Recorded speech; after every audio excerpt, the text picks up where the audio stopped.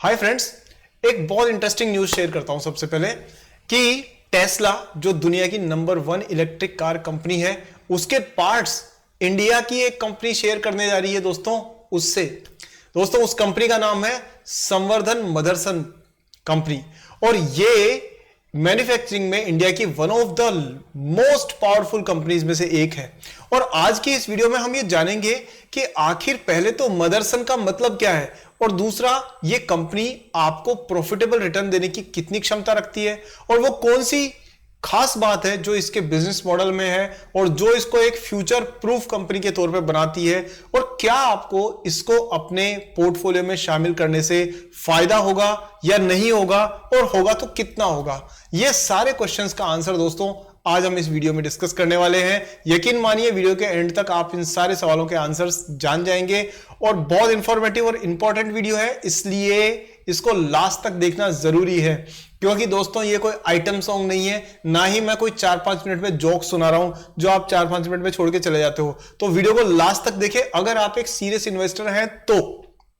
ठीक है दोस्तों, ये पहली कंडीशन है। चलिए अब हम जानते हैं दोस्तों कि इस कंपनी में कौन सी ऐसी खास बात है, इसके बिजनेस मॉडल को समझते हैं। Let's begin, but before that आप सबसे पहले वीडियो को अभी लाइक कर दीजिए और चैनल को सब्सक्राइब करके बेल आइकन को ऑन कर दीजिए, क्योंकि मैं ऐसी वीडियोस आपके साथ में रिसर्च बेस्ड कंटेंट के साथ हमेशा लेकर के आता रहता हूं।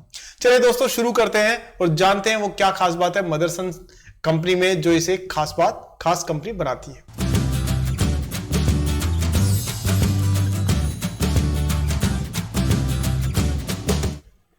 तो सबसे पहले हम लोग नजर डालते हैं दोस्तों मदरसन के फंडामेंटल्स पर। यहां आप स्क्रीन पर देख सकते हैं कि इस कंपनी की डिटेल्स जो है वो आपके सामने है।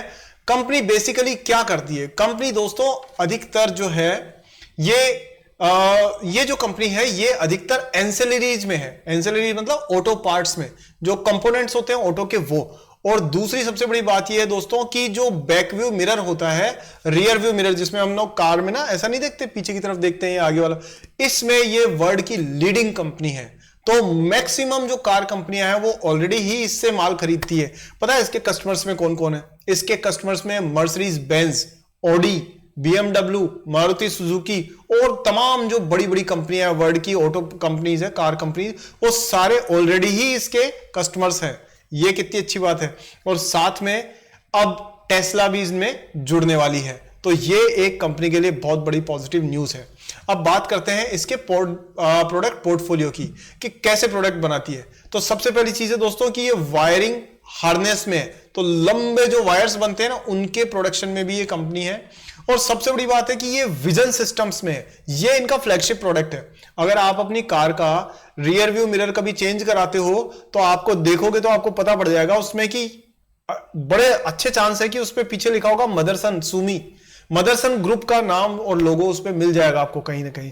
क्योंकि सारे प्रोडक्ट विजन जो भी होते हैं, जितने भी एक्सटीरियर मिरर्स हो, इंटीरियर मिरर्स हो, कैमरा बेस्ड डिटेक्शन वाले मिरर्स हो, ये सारे के सारे आपको मदरसन में ही बनते हुए नजर आएंगे।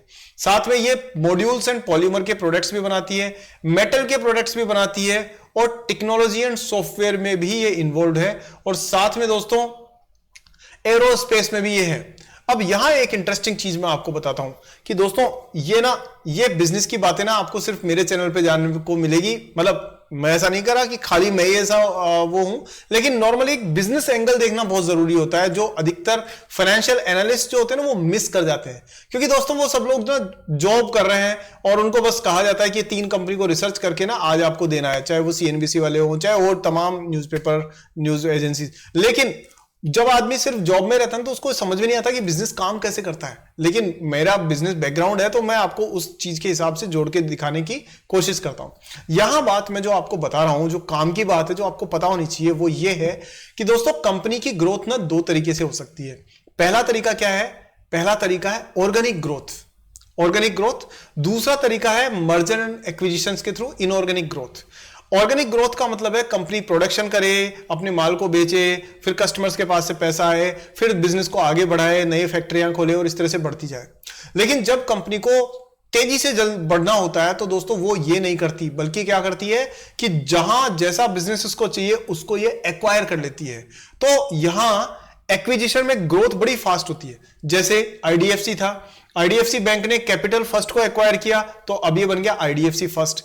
इसी तरीके से आईसीआईसीआई बैंक था, उसने राजस्थान बैंक को एक्वायर किया। एचडीएफसी बैंक था, उसने स्टैंडर्ड को किया था। इस तरह से ये एक्विजिशन के थ्रू जल्दी फास्ट ग्रोथ करने की कोशिश की जाती है, इसे कहा जाता है इनऑर्गेनिक ग्रोथ। अब यहां अगर आप इस कंपनी के बारे में बात करें दोस्तों, तो आप देख सकते हो कि इसने एग्रेसिव एक्विजिशन किए हैं, यानी ये जिस जगह पर जाके अपना बिजनेस ऑर्गेनिकली ग्रो नहीं कर पा रही थी, वहां इसने उस कंपनी को, उस जगह की कंपनी को खरीद लिया ताकि इनका बिजनेस तेजी से बढ़ सके। तो यहां पर इन्होंने एग्रेसिव एक्विजिशन किए हैं। कितने? 25 एक्विजिशंस। कब से? 2002 से लेके अब तक, यानी पिछले 21 साल में इन्होंने 25 कंपनियों का एक्विजिशन किया है। मेरा सवाल आपसे है वो ये है कि क्या इस प्रकार के एक्विजिशन करना अच्छी बात है या खराब बात है? क्या ये कंपनी को एक पॉजिटिव या नेगेटिव किस तरीके से देखना चाहिए अगर कंपनी ऐसी एक्विजिशंस कर रही है? दोस्तों इसका आंसर आप मुझे ना कमेंट सेक्शन में लिख करके जरूर बताइएगा। और हां, अब वो टाइम आ गया है दोस्तों कि अब आप वीडियो में आपको इंटरेस्ट तो आ रहा है ना, मतलब आप बने रहोगे ना, छोड़ के जाओगे तो नहीं। अब वीडियो पूरा देखना जरूरी है अगर सच्ची में आपको कंपनी की डिटेल्स और सब कुछ समझना है तो। आधे नॉलेज से तो दोस्तों नुकसान होने के चांसेस ज्यादा होते हैं। तो आप वीडियो में बने रहोगे ना, मतलब मैं थोड़ा सा आपसे जानना चाह रहा हूं, आपसे बात कर रहा हूं, तो आप ना पेशेंस रखिए, लास्ट तक जरूर बने रहिए। चलिए, मुझे समझ में आ गया है कि अब आप सीरियसली मेरी बात को ले रहे हैं। आगे बढ़ते हैं और देखते हैं दोस्तों कि इसके फंडामेंटल्स में और कौन सी खास बात है। मुझे ना आपको ऐसे बार बार बोलना जरूरी है, नहीं तो आप 4 मिनट में निकल लेते हो तो क्या फायदा है फिर। चलिए, अब ये कंपनी का देखो कहां से बिजनेस आ रहा है दोस्तों। 21% बिजनेस जो है वो आ रहा है इसका कहां से? जर्मनी से। और 89% जो है ना वो, मतलब 89% बाहर से आ रहा है, इंडिया से। तो 21% जर्मनी से आ रहा है और यूएसए 15% कंट्रीब्यूट कर रहा है। चाइना से 11% आ रहा है, इंडिया में सिर्फ 10.8%। इतना ही बिजनेस इंडिया से जुड़ा हुआ है, बाकी सारा वर्ल्ड वाइड बिजनेसेस का फैला हुआ है। तो ये एक अच्छी बात है। तो अब आप ये देखो, कस्टमर्स के नाम देखो आप इसके, मर्सिडीज बेंज, ऑडी, वॉक्सवैगन जिसको कहते हैं, Porsche, BMW, Renault, Maruti Suzuki and so on and so forth. बहुत सारी कंपनीज है। विजन क्या है, कंपनी क्या चाह रही है 2025 तक? Company has laid an ambition plan where they intend to reach sales of 2.6 lakh crore by 2025, यानी वहां तक लेके जाना चाहते हैं। और अभी की सेल्स जो है ना वो देख लेते हैं, उसके मुताबिक ये कहां पहुंचेंगे। ग्रुप की रिस्ट्रक्चरिंग हुई कि इन्होंने कुछ टाइम पहले अपने डीमर्ज किया है बिजनेस को, जो वायरिंग बिजनेस था उसको अलग किया है इन्होंने, और मदरसन सुमी वायरिंग लिमिटेड जो था वो एक नया कंपनी का रूप दे दिया। अच्छा, अभी ना मैं आपको थोड़ा सा एक इंटरेस्टिंग फैक्ट और बता देता हूं कि मदरसन सुमी नाम क्यों पड़ा, क्योंकि ये कंपनी एक मदर और उनके बेटे दोनों के बीच के पार्टनरशिप, बिजनेस पार्टनरशिप से शुरू हुई थी, इसलिए इसका नाम पड़ा मदरसन सुमी, मदरसन के नाम से चलती है। चलिए, अब हम चलते हैं इसके फंडामेंटल्स पे। यहां देखते हैं तो कंपनी जो है दोस्तों आप देख सकते हो 65,000 करोड़ रुपए की मार्केट कैप है इसकी, यानी ये अच्छा खासा बिजनेस है इस कंपनी का। तो 65,000 करोड़ की मार्केट कैप है।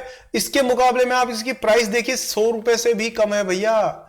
इतनी बड़ी कंपनियां आपको सस्ते में मिल रही है, लेकिन अगर आप पी देखें, प्राइस अर्निंग रेशियो थोड़ा सा इंडस्ट्री से ज्यादा है। इंडस्ट्री का 31 है, इसका 42 है, पर बहुत ज्यादा डिफरेंस नहीं है।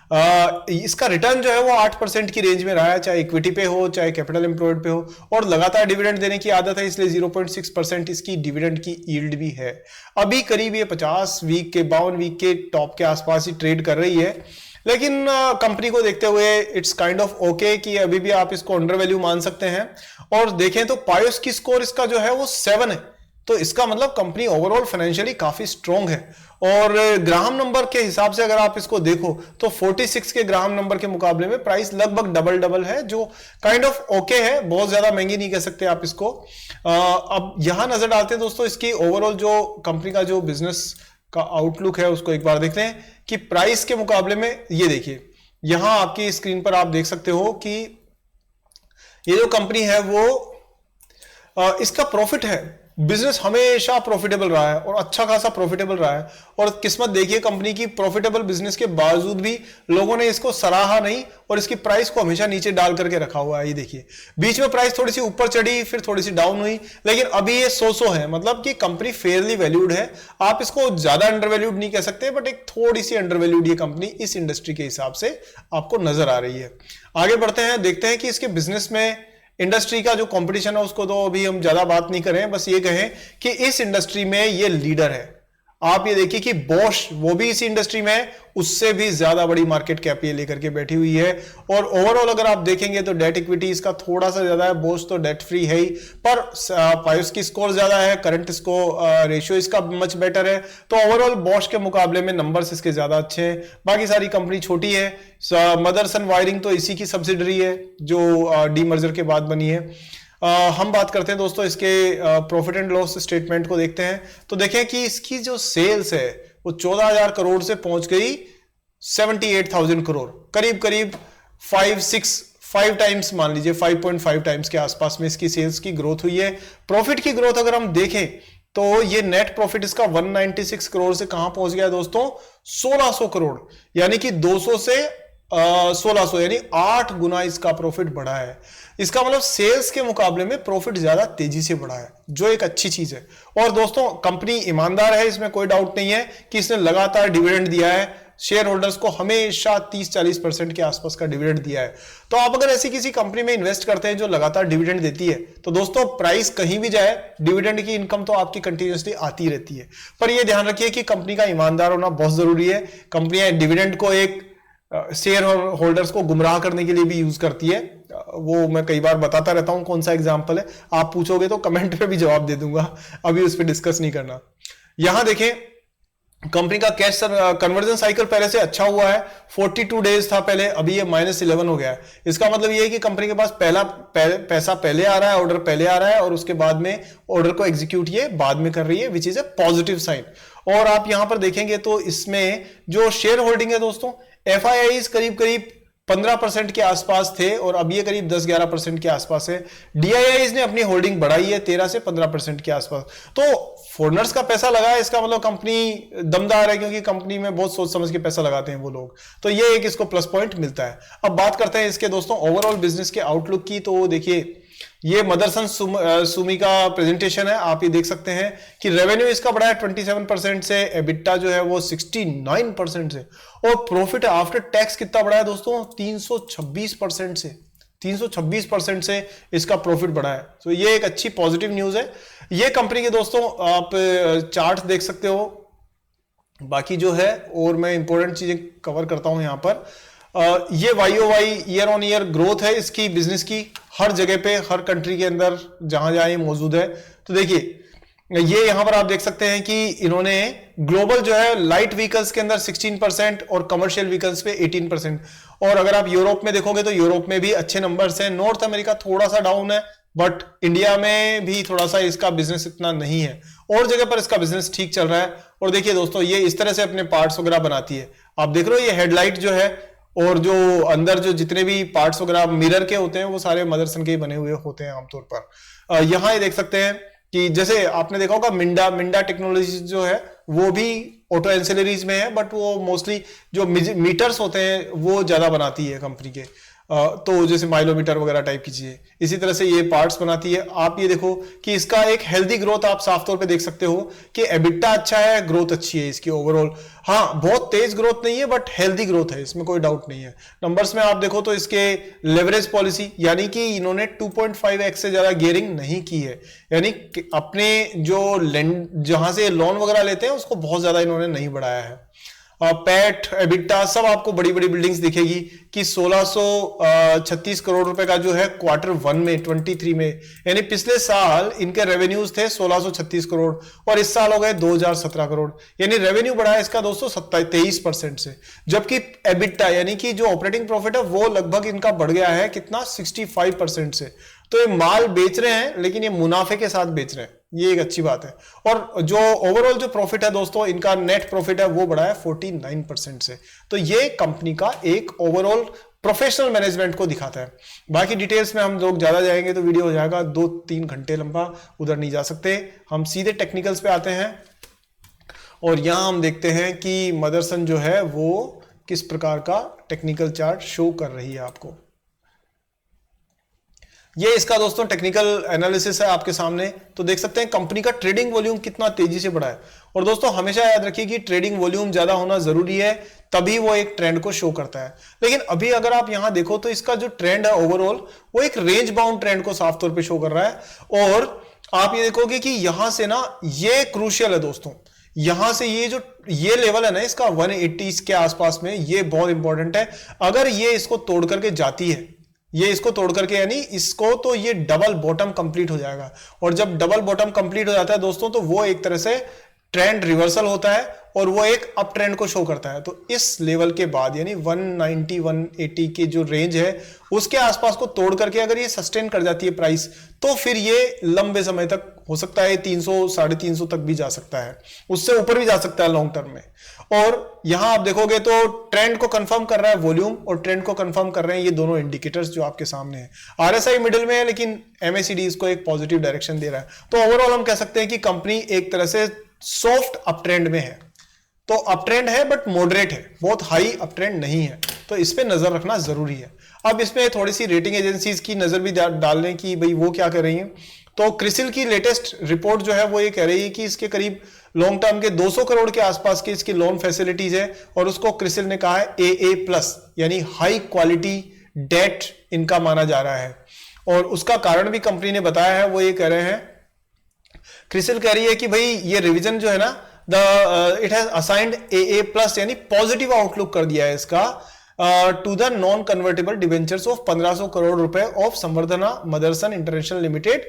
और उसका जो इन्होंने लॉजिक दिया है ना, वो लॉजिक इसलिए दिया है क्योंकि significant improvement in leverage profile of this company, यानी इन्होंने अपना जो लेवरेज है यानी जो लेंडिंग जो इन्होंने उधार कर्जे वाली जो चीज है वो काफी इंप्रूव करी इन्होंने, 1.1 कर लिया है 1.5 से। वो पहले जो 1.5 से 2.0 था उससे कम है, यानी अब इनके ऊपर कर्जे का इतना बर्डन नहीं है। साथ में कंपनी की जो स्ट्रेंथ है दोस्तों वो है इनकी मार्केट पोजीशन जबरदस्त है, ये टिके हुए हैं, मतलब ये राहुल द्रविड़ टाइप के खिलाड़ी हैं जो ये लंबे समय तक ऐसे खूब देर तक पिच पे टिके रह सकते हैं, चाहे सामने वाले आउट होते रहे, चाहे कितना ही जोर लगा ले, लेकिन ये टिक करके रहते हैं, ये डिपेंडेबल है एक तरीके से। और ये कंटिन्यूसली ग्रो कर रही है, साथ में डाइवर्सिफाइड रेवेन्यू प्रोफाइल है, यानी इनके अक्रॉस कस्टमर्स अलग अलग टाइप के हैं, ज्योग्राफीज अलग है। आपने देखा कि ये यूरोपियन कंपनीज को भी माल बेचती है, जर्मनी को भी बेचती है, यूएसए को भी बेचती है, सब जगह इनका माल जाता है। सो ये डाइवर्सिफाइड है, इससे इनकी बिजनेस की रिस्क कम हो जाती है। और बाकी ओवरऑल जो है हेल्दी रिलेशनशिप्स है। इनकी जो वीकनेस है वो थोड़ी है कि टोटल ये ऑटोमोबाइल इंडस्ट्री पर ही डिपेंड करती है जो सिक्लिकल है, यानी कि मान लीजिए ऑटोमोबाइल इंडस्ट्री जरा सी इकोनॉमी डाउन हुई और कार्स कम बिकना शुरू हो गई तो उसका सीधा सीधा असर इनके बिजनेस पर देखने को मिल सकता है। बट ज्यादा चिंता की बात नहीं है क्योंकि दुनिया भर में अलग अलग जगह इंडस्ट्री अलग अलग तरीके से चलती है। जैसे इंडिया में डिमांड है, अगर जर्मनी में नहीं है तो ये इंडिया में कमा लेंगे, इंडिया में अगर नहीं है तो चाइना से कमा लेंगे, ये भी तो चीज है ना। और लिक्विडिटी इनकी स्ट्रांग है, इसलिए कोई चिंता वाली बात नहीं है। तो क्रिसिल ने कुल मिलाकर के इसको एक पॉजिटिव आउटलुक दिया है जो इस कंपनी को एक अच्छा मल्टीबैगर रिटर्न देने के लिए कैंडिडेट बनाते हैं। कितना रिटर्न मिलेगा वो डिपेंड करेगा इनकी आने वाले दिनों में फाइनेंशियल परफॉर्मेंस के ऊपर। ये दोस्तों इसके बिजनेस आउटलुक है जो आप देख सकते हैं। रेवेन्यू 63,000 से 78,000 करोड़ रुपए हो गया एक साल के अंदर। प्रॉफिट 600 करोड़ से 1500 करोड़, मतलब 3 गुना हो गया कुल मिलाकर के, जबकि रेवेन्यू तो 1 गुने से थोड़ा सा ज्यादा ही बढ़ा है लेकिन प्रॉफिट 3 गुना हो गया है। पैट मार्जिन पहले 1% था, अभी ये घूम करके 2% का प्रॉफिट मार्जिन आप इसमें साफ तौर पे देख सकते हो। और इंटरेस्ट कवरेज पहले 8.8 था, अब ये थोड़ा सा हल्का सा इसमें डिविएट हुआ है, 7.9 है। तो ओवरऑल उसी लाइन में है। तो कंप्लीटली अगर हम बात करें तो कंपनी के देखिए टेक्निकल्स हमने देख लिए हैं जो कंपनी को एक मॉडरेट अप ट्रेंड में शो कर रहे हैं। फाइनेंशियल्स हमने देखा है कि कंपनी डाइवर्सिफाइड है, प्रॉपर्ली ग्रो कर रही है। तो अब कंपनी एक फेयरली वैल्यूड कंपनी है जिसमें आने वाले टाइम में किस तरीके का बिजनेस आउटलुक इनका रहता है, ऑर्डर बुक कैसी रहती है, उस पर इसकी ग्रोथ डिपेंड करेगी। सो दोस्तों उम्मीद करता हूं कि ये वीडियो जो मैंने आपको एक डिटेल में मदरसन के स्टॉक के बारे में बताया है आपको पसंद आया होगा। आपको कैसा लगा वीडियो मुझे कमेंट सेक्शन में जरूर बताइए दोस्तों। और हाँ, अभी तक वीडियो को लाइक नहीं किया है तो तुरंत लाइक करिए, क्योंकि ये मेहनत मैं आपने देखा ना कितने अलग अलग रिसोर्सेज से रिसर्च करके और फिर मैं आपके लिए कंटेंट तैयार करता हूं। मैं उन लोगों की जैसे नहीं हूं कि कुछ भी आकर के बोल दें और आपकी मेहनत की कमाई जो है ना वो कहीं उल्टी सी जगह पे लग जाए। मैं बिल्कुल नहीं चाहता। तो आपके इस मित्र का हौसला बढ़ाने के लिए चैनल को सब्सक्राइब करके बेल आइकन को ऑन कीजिए और वीडियो को लाइक जरूर करिए, और दोस्तों अपने सारे दोस्तों को शेयर जरूर करिए। यह काम आप क्यों नहीं करते हैं मुझे समझ नहीं आ रहा है।